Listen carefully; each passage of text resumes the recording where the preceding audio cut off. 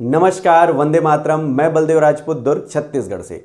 आज हम लोग बात करेंगे NEP 2020 मतलब नेशनल एजुकेशन पॉलिसी 2020 के आने के बाद BSc, BCom, BA और BHSC में पासिंग मार्क्स का कॉन्सेप्ट क्या होगा। ये जो मैं वीडियो बना रहा हूं वो दुर्ग यूनिवर्सिटी मतलब हेमचंद यादव विश्वविद्यालय दुर्ग के रिस्पेक्ट में बना रहा हूं।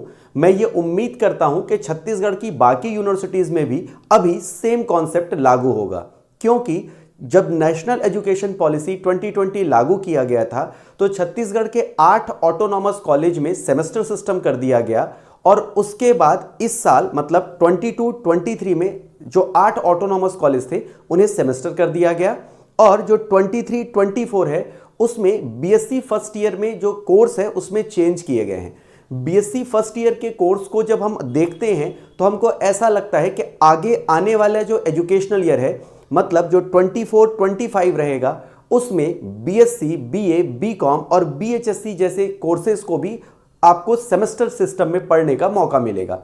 ऐसा अभी तक देखने से लग रहा है। जैसे ही उससे रिलेटेड कोई नया अपडेट आएगा मैं आपको अपने इस चैनल पे इन्फॉर्म कर दूंगा। आज हम लोग देखेंगे दुर्ग यूनिवर्सिटी में बीएससी के कोर्सेज में जो चेंज हुए हैं उसके बारे में और पासिंग मार्क्स क्या होने वाले हैं इस साल क्या सेमेस्टर पेपर होगा या इस साल जो है वो ईयरली पेपर होगा, उसके बारे में आज बात करेंगे। तो चलिए शुरू करते हैं। सबसे पहले देखते हैं हेमचंद यादव विश्वविद्यालय दुर्ग, जिसे हम दुर्ग यूनिवर्सिटी के नाम से भी जानते हैं। आज हम लोग जो बात कर रहे हैं वो बात कर रहे हैं सेशन एजुकेशनल ईयर 23-24 के रिस्पेक्ट में जब NEP मतलब नेशनल एजुकेशन पॉलिसी लागू हो गई है। अभी आपने जो नई बुक्स देखी होंगी उसमें क्लियर लिखा हुआ है कि ये जो सिलेबस बनाया गया है वो NEP मतलब नेशनल एजुकेशन पॉलिसी के रिस्पेक्ट में बनाया गया है। अब देखिएगा, जैसे ही नेशनल एजुकेशन पॉलिसी में सिलेबस चेंज किए जा रहे हैं तो बीएससी के भी सिलेबस, बीकॉम, बीए और बीएचएससी के सिलेबस जो है वो चेंज किए गए हैं। स्पेशली अगर हम बात करें फर्स्ट ईयर स्टूडेंट की, मैं इस जो स्लाइड है या फिर इस जो वीडियो है उसमें बीएससी को कवर करूंगा पहले, उसके बाद बीए, बीकॉम और बीएचएससी के बारे में आपको बताऊंगा। तो देखते हैं बीएससी फर्स्ट ईयर या बीए, बीकॉम जो बीएचएससी है उसके फर्स्ट ईयर के स्टूडेंट में पासिंग मार्क्स क्या होगा। मैं पहले क्लियर कर देता हूं कि ये जो वीडियो है उसको मैं इसलिए बना रहा हूं क्योंकि बहुत सारे बच्चों के मन में ये संशय बना हुआ था कि इस साल सेमेस्टर होने वाला है, तो जो 23-24 वाला जो सेशन है वो सेमेस्टर बिल्कुल नहीं होने वाला है, वो ईयरली पैटर्न पे ही चलेगा। और जो बीएससी के स्टूडेंट है उनका भी पासिंग मार्क्स क्या रखा गया है वो देखते हैं। सबसे पहले देखते हैं फाउंडेशन कोर्स। फाउंडेशन कोर्स मतलब आधार पाठ्यक्रम में दो सब्जेक्ट आते हैं। पहला जो सब्जेक्ट है वो है हिंदी, दूसरा जो सब्जेक्ट है वो है इंग्लिश। एक चीज मैं क्लियर कर दूं कि इनमें 5-5 यूनिट आएंगे और जो सभी यूनिट रहेंगे, एक यूनिट जो रहेगा वो आपका रहेगा 15 नंबर का, तो आपके 5 यूनिट जो रहेंगे वो आपके रहेंगे 75 मार्क्स के। मतलब आपका हिंदी में जो है वो आपका लिया जाएगा 5 यूनिट 75 नंबर का और इंग्लिश में 5 यूनिट 75 नंबर का। हर यूनिट आपको 15 नंबर का देखने को मिलेगा, जहां पर पासिंग मार्क्स होगा 26 आउट ऑफ 75। मतलब आपको 75 में 26 नंबर लाने की जरूरत रहेगी। आपको इंडिविजुअल पास होना है। हिंदी में पास होने के लिए 75 में 26 चाहिए होगा और इंग्लिश में भी पास होने के लिए 75 में 26 चाहिए। मतलब सीधा सीधा मतलब है लगभग 34% के आसपास आपको जो है वो फाउंडेशन कोर्स में पास होने के लिए नंबर रिक्वायर्ड होंगे और ये इंडिविजुअल पास होना है। 75 में आपको 26 चाहिए, 75 में आपको 26 चाहिए। 5 यूनिट आएंगे, पर यूनिट जो रहेगा वो आपका रहेगा 15 नंबर का, ठीक है, 15 मार्क्स का।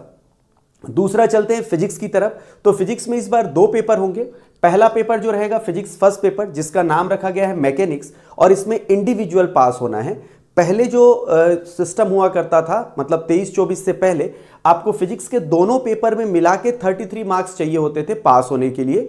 अब यूनिवर्सिटी ने यह सिस्टम चेंज कर दिया है।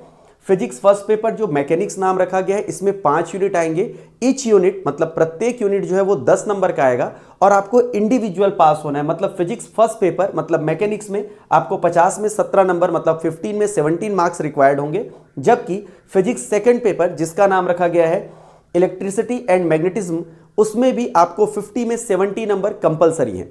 मैं फिर से रिपीट कर देता हूं, पहले फिजिक्स 1 और फिजिक्स 2 दोनों मिला के 33 मार्क्स रिक्वायर्ड होते थे, जबकि नेशनल एजुकेशन पॉलिसी आने के बाद आपको फिजिक्स के फर्स्ट पेपर में भी 70 मार्क्स मिनिमम चाहिए पास होने के लिए, और फिजिक्स के सेकंड पेपर में भी आपको मिनिमम 70 मार्क्स पास होने के लिए चाहिए होंगे। इसके बाद जो थर्ड ऑप्शन है आपका, वो है आपका प्रैक्टिकल। प्रैक्टिकल में भी इंडिविजुअल पास होना है, जिसमें 15 में 17 मार्क्स रखे गए हैं। मतलब आपका जो फाउंडेशन कोर्स है वो 150 का होगा, जिसमें आपको पास होने के लिए 26 + 26 इंडिविजुअल चाहिए।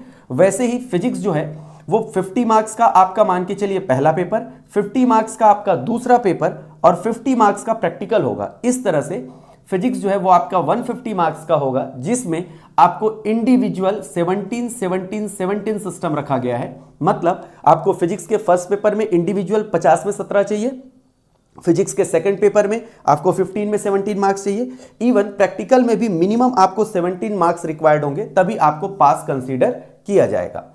अब आते हैं केमिस्ट्री। केमिस्ट्री में मैं पहले बता दूं, जो नेशनल एजुकेशन पॉलिसी आने के पहले जो केमिस्ट्री के 3 पेपर होते थे।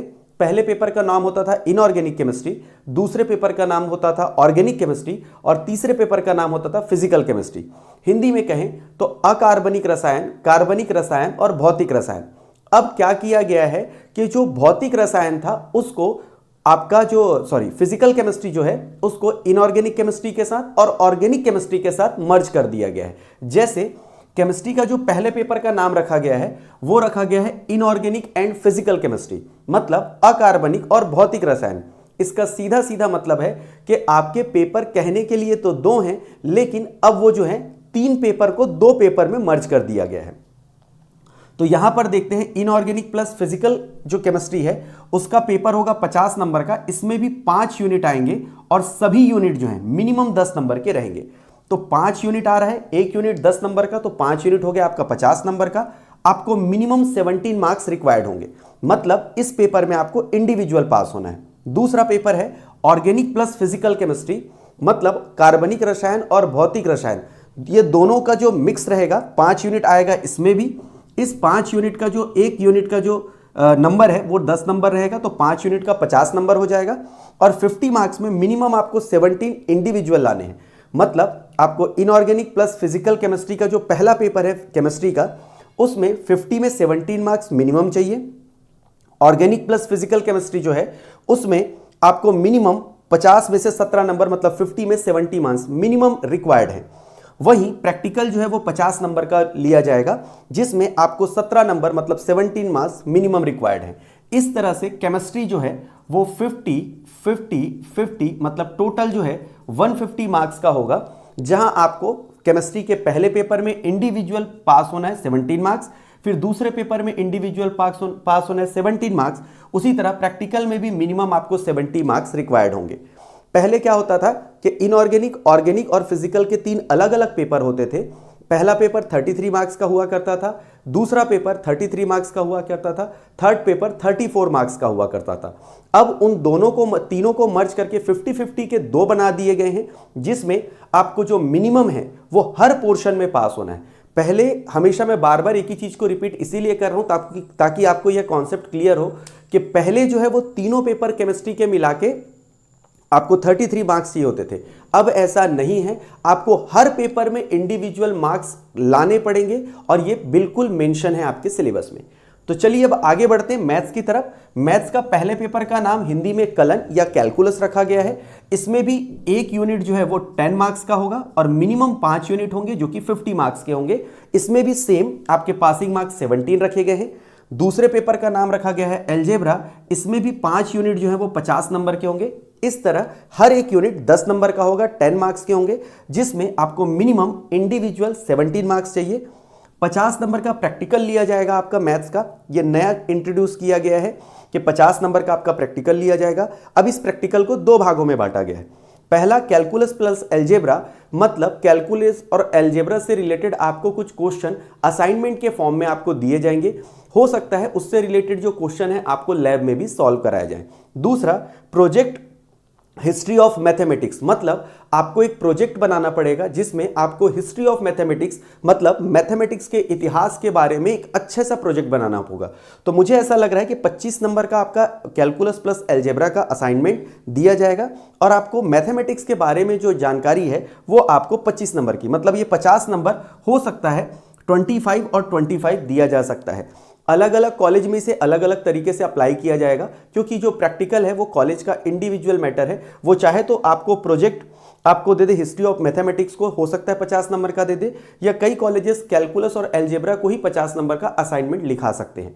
तो उस तरीके से बात करूं तो मैथ्स का पहला पेपर, मैथ्स का दूसरा पेपर और प्रैक्टिकल मिला के टोटल जो मैथ्स है वो आपका 150 मार्क्स का हो जाता है, जिसमें आपको पास होना है इंडिविजुअली फर्स्ट पेपर में 17, सेकंड पेपर में 17 और प्रैक्टिकल में 17।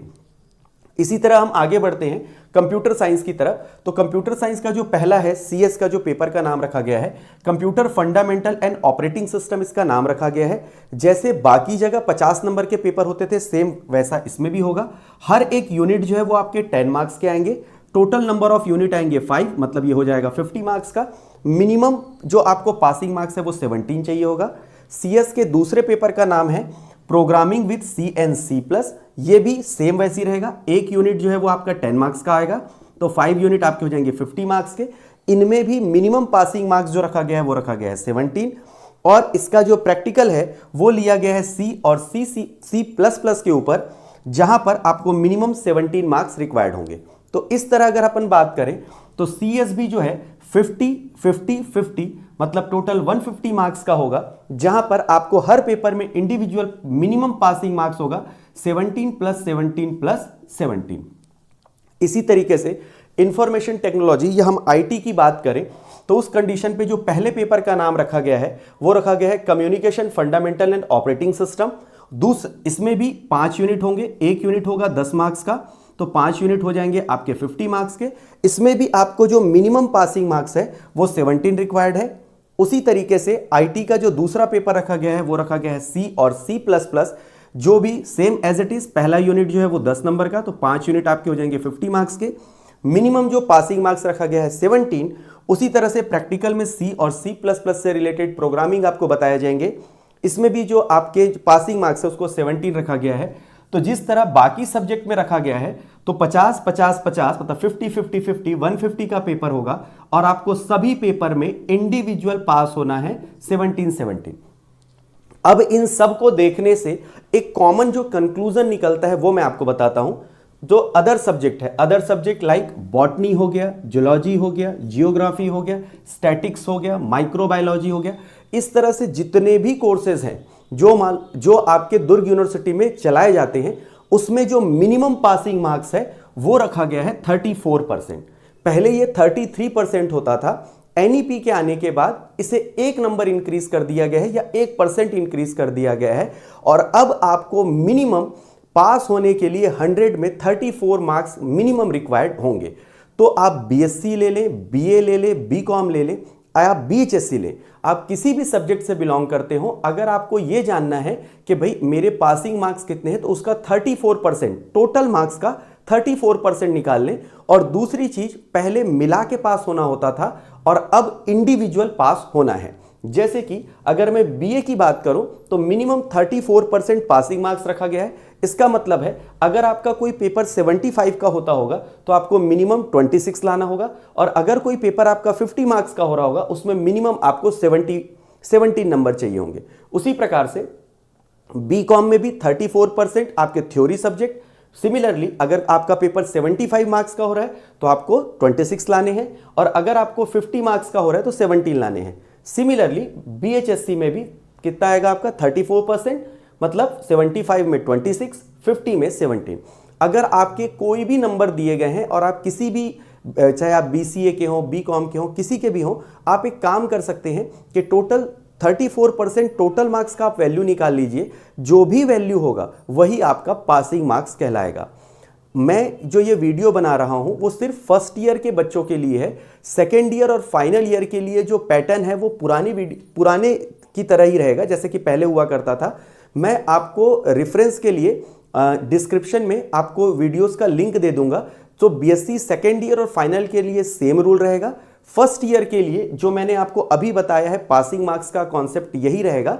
बाकी ग्रेस, सप्ली, सुपर सप्ली, इसका क्या कॉन्सेप्ट होगा उसको मैं आगे आने वाले वीडियो में आपको बता दूंगा।